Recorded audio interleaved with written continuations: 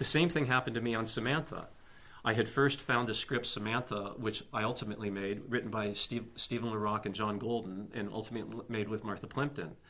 Samantha had been set up 3 times. It was set up at Fox, it was set up at TriStar, it was set up somebody else. The last place it was set up was at Fox, so Fox had collected all the rights. And everywhere it was set up, they always had the same problem. They needed a named star. Molly Ringwald had said yes at one point, Rosanna Arquette had said yes at one point. But the takeaway lesson from those films is, when you have a named star who is name enough to get your movie greenlit and financed, they have a list with really never more than about 10 names of directors who they want to work with. So it's not that you're bringing them the project that they love, it's that you also have one of these 10 directors that they've approved for their next picture, whatever their next picture is. Don't take the number 10 so literally, but you understand the concept I'm portraying here. Now, the writer, Stephen La Rocque, had always seen himself as directing. He had turned down riches to be paid out as a writer to have other directors take over and complete the deal at these studios. But he was nobody's fool. He knew he wanted to direct this piece, so he had always had contractual rights to retain that option. And they could never pull him off and put a director on without his approval, which he never gave. So when I approached him in '86 at New World for the very first time, saying, I love this script, I can't believe it found its way to my desk, and what's it take to do it? This is a fantastic script, might be one of the best I ever get. And he said, well, I'm going to have to direct it. I said, not a problem here. As I sit here today, I think I've produced something like 12 or 14 first-time directors. I said, this is something I do. I know how to do it. I mean, I worked with Don Coscarelli when he couldn't make a shot list. I put Roy Watts on the set on Angel and had shot lists made before, the first call. I said, we could be a good team. I know how to do this. He said, well, I don't want to make a low-budget movie. So right around 1991, 5 years later, I get a phone call from Stephen La Rocque. How interested are you in letting me still direct this movie at a low budget? So I'm very interested. He says, it's at Fox. If you can get it out of Fox, I'll do it with you, whatever budget you say. I'm tired of waiting. It's been 5 years. And it's been longer than that because he had a history before I found it in '86. So I call up Fox and I get their head of business and legal on the phone. I can't remember his name. I didn't even know as many foul words as he was using on just picking up the phone. Blah, blah, blah, you blah, blah, blah. Why am I talking to you? Why are we having this conversation? It's because you have a script that Stephen La Rocque had a development deal on and I want to buy it back.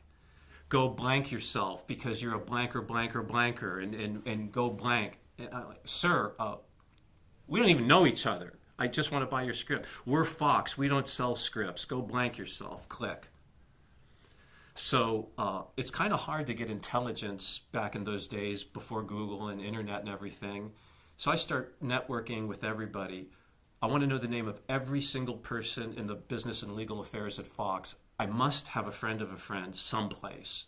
If I can faux into that, then I can get a foothold, and maybe like with the Dino De Laurentiis thing, if I'm nice, and nice goes a long way. So I finally get from Human Resources, and it was a nefarious activity, and we get the list of the people who are working at Fox, and then I see the name Lorraine Jurist. And I think, Lorraine Jurist? She's a paralegal at Fox. When I worked at AFCO Embassy, she was a paralegal at AFCO Embassy. But more than that, they always needed a fourth for their bridge game at lunch, and when I was available, I'd sit in as the fourth, because I like to play bridge. I'm not great, but I know the rules. And we always had a grand time during lunch, and we chit-chat and talk to each other and dish about this and that and movies we've seen and such things.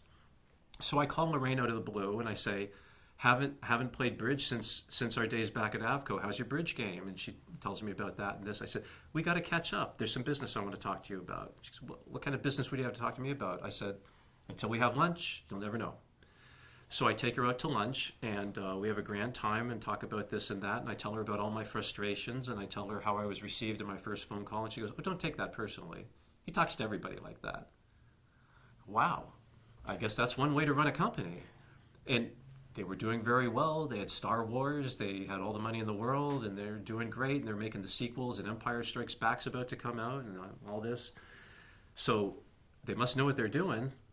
But she says, you know, I see what you're getting at. She said, let me make some inquiries. Right after lunch, flowers and candy. Thank you, Lorraine, for whatever you could possibly do on my behalf. Greatly appreciated. And the same person who had made it clear how persona non grata I was for no reason calls me back and says, well, you never told me that you were somebody. Lorraine knows lots of important people, and she herself is somebody, even though her work is as a paralegal. She goes, well, I'm going to need this much money, and blah, blah, blah, and blah, blah, blah, blah, blah, blah. And, yes, thank you, yes, thank you, yes, thank you, yes. And I bought the script, and then we could start Samantha. And that's how we got into that. And what a fortune it was casting Dermot Mulroney, because he actually plays cello, just as the script said.